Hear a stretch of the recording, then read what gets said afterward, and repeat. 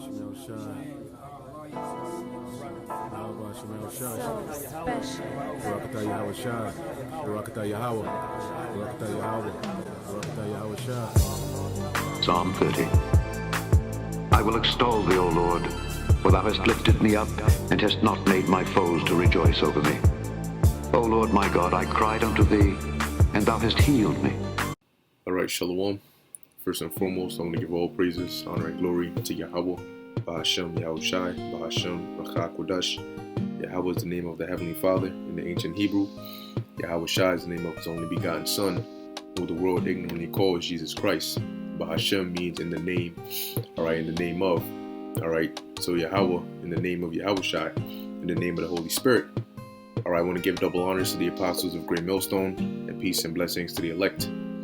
Hold on one second. Let me just make sure this is off. Okay. All right.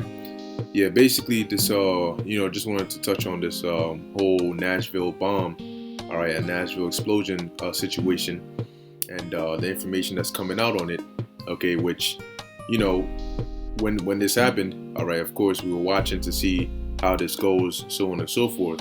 But as things go on, all right, we're slowly seeing, all right, how Esau, how the left hand is bringing out more and more information, which they always do. Okay, and we got to keep our eye out, because we know we're in that time when they are going to try and persecute us and try to demonize us and call us terrorists and so on and so forth, even though we're innocent.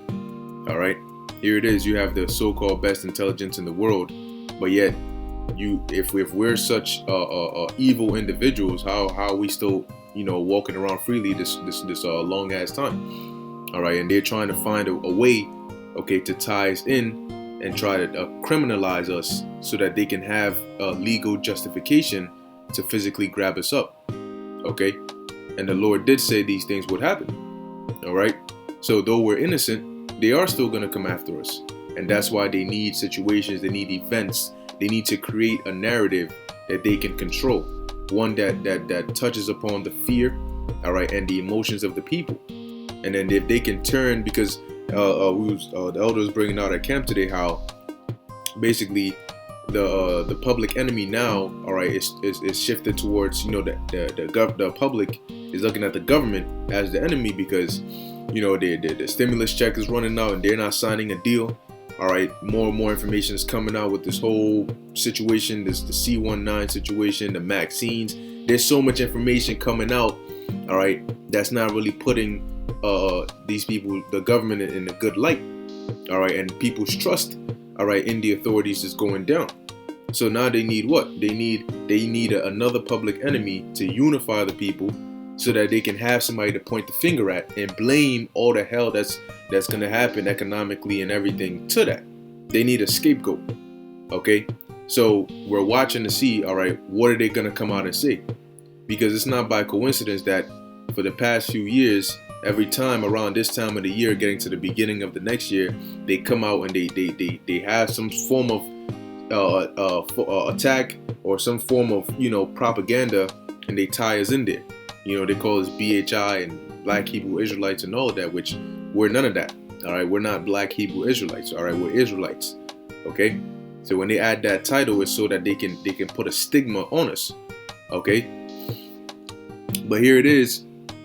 If we're such evil people, how are we gonna preach against murder and preach against all these different things that you shouldn't do? We preach that you should wait upon our Lord, Yahweh B'Hashem Yahweh Shai, but we're gonna turn around and go do something like this? It doesn't add up. But once again, they need a narrative to sell to the people so they can be justified in coming after us. Now, I'm not saying they're gonna come out and say that or try to tie us into this, but it is a possibility, all right, because Esau's number one people that he's trying to eliminate is us. Okay, it's us, and they're trying to find a way to where they can do it with their hands clean, but it's getting harder and harder. Okay, now as a matter of fact, I'm going to start off with this precept here, and then we're going to read about the article, because as we read, it's going to tell you how one of the locations where they went is Antioch. Okay, Antioch, and the elder mentioned in the group chat, is very interesting how these names they're using. And as the scriptures say, the disciples were first called Christians in Antioch, and we know what happened to them when the persecution came. Okay. Now, let's see. This is the book of 1 Peter chapter 4, verse 15. It says, "But let none of you," actually I'll start at verse 12. This is 1 Peter chapter 4, verse 12. All right, it says, "Beloved, think it not strange concerning the fiery trial which is to try you, as though some strange thing happened unto you." All right, so when these things, whatever it may be that comes, we already know the Lord has already warned us ahead of time. All right. So don't think as though it's a strange thing. All right, the scriptures tell you when you come to serve the Lord, you got to prepare your soul for temptation. Verse 13, it says, "But rejoice inasmuch as ye are partakers of Hamashiach's suffering." Why? Because when they come after us and they demonize us and your family members look at you different and people, want to kill you and, you're looked at in a negative light, that's all because of Yahushua. All right, it's not because of you because they don't even know you. All right, hey, you could be the coolest individual, but the reason they would hate you is because of what you teach. Is because you're an Israelite, or you go out there and you teach the word of the Lord. Because of that, they have basically put a negative stigma on being an Israelite, which is related to what? Yahushua. It's tied into Yahushua. Okay, so basically, you are suffering, all right, or you are partaking of Hamashiach's suffering because he was also persecuted. So if you are a follower of Yahushua, you're going to be persecuted because you're a follower of him. It says that when his glory shall be revealed, ye may be glad also with exceeding joy. All right. So rejoice when they come at your door and they persecute you and so on and so forth. At least the Lord is doing something. The Lord is finally getting the ball rolling, and that means he's setting us up for the victory. Okay. Like in boxing, you set the person up so they could throw that one, weak punch or, that wide whatever, and you could counter it. So that's what the Lord is doing. He's setting us up for the victory. He's setting that counter up. Okay, but what does the Lord always do? He raises up the enemy so that he can bring them down and his name can be magnified, just as he did to Pharaoh. So seeing these things, we're not supposed to fret. All right, so it says, ye may be glad also with exceeding joy. If ye be reproached for the name of Hamashiach, happy are ye. See, so we're teaching this. Why would we turn around and go do something stupid to where we're going to be reproached for doing something stupid? We're supposed to suffer for the name of Yahweh B'Hashem Yahushai, not for being an evildoer. It says, "For the spirit of glory and of the Most High resteth upon you. On their part he is evil spoken of, but on your part he is glorified. But let none of you suffer as a murderer, or as a thief, or as an evildoer, or as a busybody in other men's matters." See? So we're not supposed to go and commit murder and steal and do stupid things to where we got to suffer for that. If you suffer for the gospel's sake. Verse 16, "Yet if any man suffer as a Christian," and once again, the location was what? Antioch. Which in the scriptures it tells you that was the disciples were first called Christians at Antioch. It says, "Let him not be ashamed, but let him glorify the Most High on this behalf." Okay, so now let's go read this article. So it says, FBI at home of possible person of interest in Nashville bomb. All right, which when they did that whole Jersey shooting, they came over to brothers' houses. Okay, but they knew that they didn't have anything on us. Okay, so hey, did they go and try to do some more digging and try to tie different things in to say, all right, we came back with a better case, now we're going to do it this way, and then slowly tie them in? We don't know. All right, but we won't be surprised if they come out and say, oh, we found a piece of paper, or we found in his web browser history or his text or this that he's in agreement with Hebrew Israelites, or he believes in this, or whatever the case may be. All right, so we have to watch and see. So it says Nashville, Tennessee. All right, federal agents converged Saturday on the home of a possible person of interest in the explosion that rocked downtown Nashville. Okay, give me 1 second.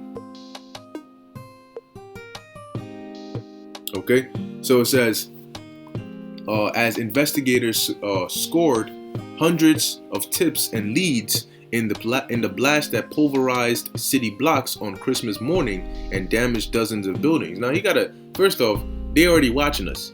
All right, they already watching us. They already have information on us. You read Project Megiddo, they got all that, right? All this BS that they're making up about us. In order for you to get your hands on a bomb or ingredients to make an explosive, that is something that they can trace. All right, they can see where you're going. They can see what your recent purchases are. They can freaking watch you from your phone camera or your laptop camera. They probably watch me right now as I'm doing this sit down. Okay, so you're gonna tell me that as you can see and find out every single bit of information this individual is doing, you couldn't stop them. You're gonna allow us, right? If I'm hypothetically speaking here, all right, because we know we didn't do anything, but nonetheless, if they do come out and say that it was related to us, you're gonna allow somebody who's already on your watch list to go and buy all these ingredients, all right, to make a bomb, and allow them to go there and leave it in the RV and then all this extra stuff? Come on, man. All right, they're gonna come after us because it's prophecy, man. It's not gonna make sense on their part, okay? Because Esau is the devil, and we already know how he works. He's gonna try to deceive. He's gonna try to frame us. All right. Could he use this? He could. Could he use something else? He could. Could there be another attack? And then they could do whatever. But right now we gotta watch and see, because they need a way to get us out of the picture. Why? Because the narrative that they're trying to push, they're getting closer to the critical moment when they need to have full control of the narrative to push it on the public minds. They can't have people like us doing videos like I'm doing, telling people the truth of the matter of the fact. Okay? So it says, more than 24 hours after the explosion, a motive remained elusive as investigators worked round the clock to resolve unanswered questions about the mysterious blast. And what that is a chance for them to tie up whatever they need to tie up, fabricate whatever they need to fabricate, and then slowly release that information as if they're doing an investigation. Now we're getting closer, or more like they already have it and they're releasing it little by little to feed you the story as if, you know, there's this big old thing going on. We know how they work. All right, just look at their history. It says, which took place on a mostly deserted street on a sleepy holiday morning, and was prefaced by a warning advising those nearby to evacuate. Okay. All right. It says, still, there were signs of progress in the investigation as the FBI revealed that it was looking at a number of individuals who may be connected to the investigation. Officials also said no additional explosive devices have been found, indicating no active threat in the area. Investigators have received around 500 tips and leads. It says here, it's just going to take us some time. Douglas Korneski, the special agent in charge of the FBI's Memphis field office, said at a Saturday afternoon news conference. Our investigative team is turning over every stone to understand who did this and why. All right, that is the main point. Who did this and why? Were they influenced? Is there something that they're listening to? Is it, you know? It says around the same time, investigators from multiple federal and local law enforcement agencies were at a home in Antioch. Interesting location with an interesting name. In suburban Nashville, after receiving information relevant to the investigation, said FBI Special Agent Jason Pack. Another law enforcement official, who was not authorized to discuss an ongoing investigation, and spoke to the Associated Press on condition of anonymity, said investigators regard a person associated with the property as a person of interest. All right. It says here they could be seen looking around the property, searching the home and the backyard. Okay. It says here that they found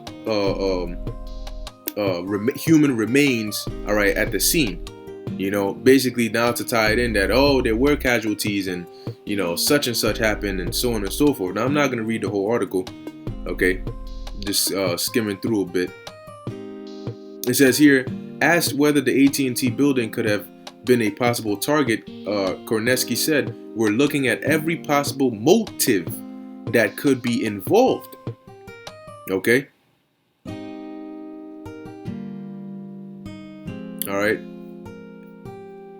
All right, so there we go. They're looking at every possible motive, and that's really pretty much all I'm going to read on this. I'll put the article in the I'll put the link to this article in the description. But we already know, once again, what Esau's agenda is.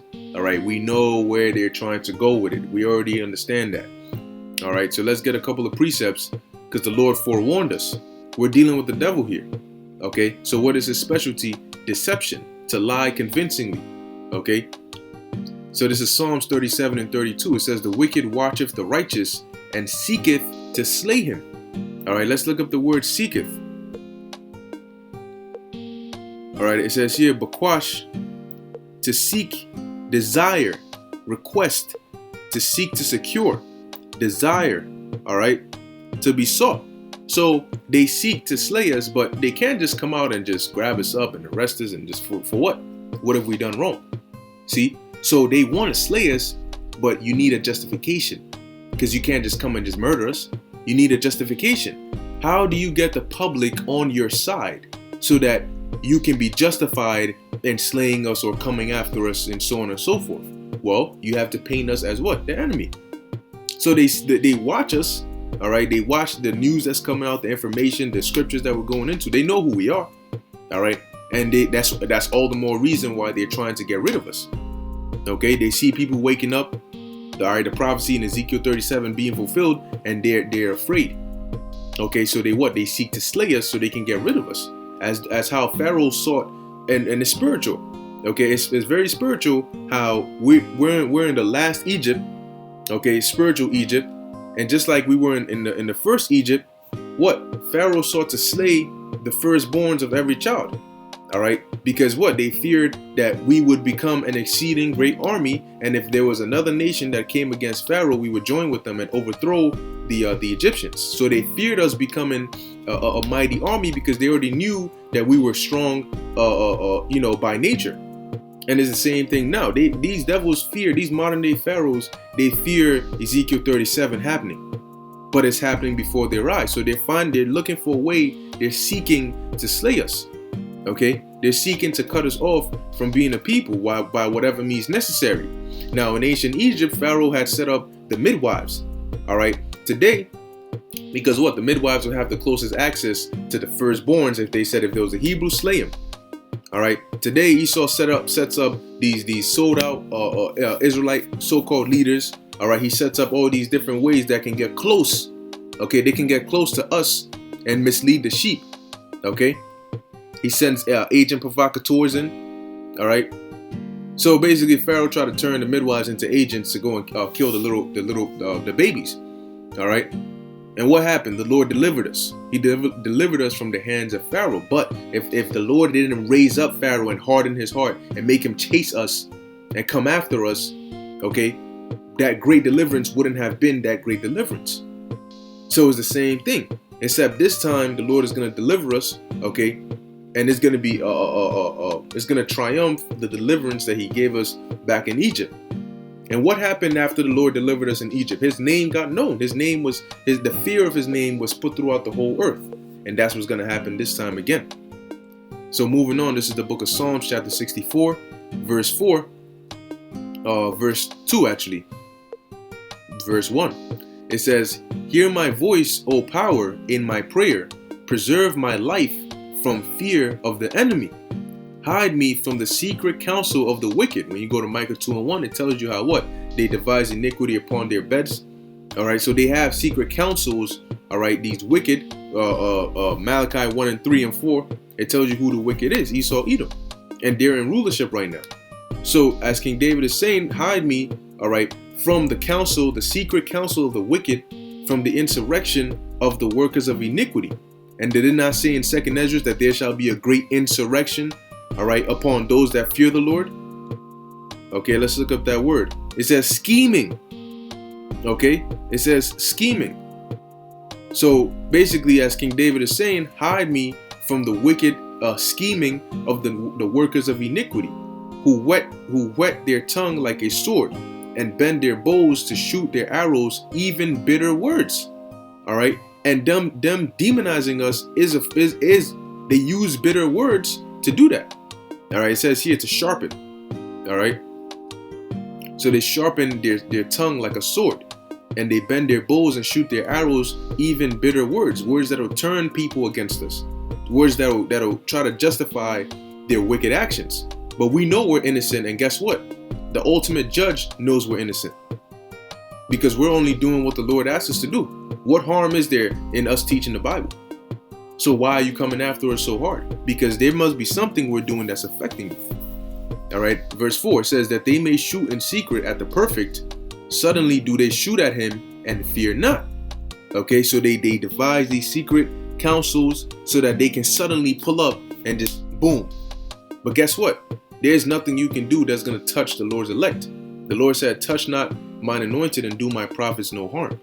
So we're good, man. And plus, we got more on our side than you.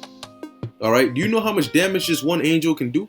And the Lord has all these angels, these chariots surrounding us. The scriptures say the angels encamp round about them that love the Lord. All right. And they protect us. So what damage can you really do? If you come and you are actually able to physically grab us up, the Lord allowed the angels to stand down so that you could that part in our story could be fulfilled. But if the Lord has said that you are not going to touch us, there's nothing you can do. All right. We got to think about it like that, man. We got angels, we got spiritual bodyguards surrounding us 24/7. Okay. And unless the Lord tells them to stand down so that prophecy can be fulfilled, there's no harm that can touch us, man. All right. Now this is the book of Matthew chapter 5 verse 11. And this is what the Lord said. It says, blessed are ye when men shall revile you and persecute you. Now let's look this up. All right. Revile. It says here to reproach, upbraid. All right. To reproach. Okay. Now it says, blessed are you when men shall revile you and persecute you and say all manner of evil against you falsely. That's the key part. Falsely, for my sake. So all these the propaganda and all the things they're going to bring is going to be false.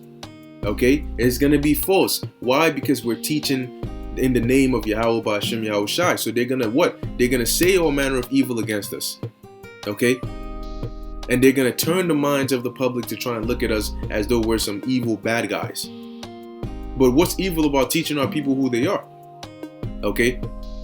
It's evil when to the wicked because they know that it's going to bring out the truth on them. So it's going to create a bad time. Evil.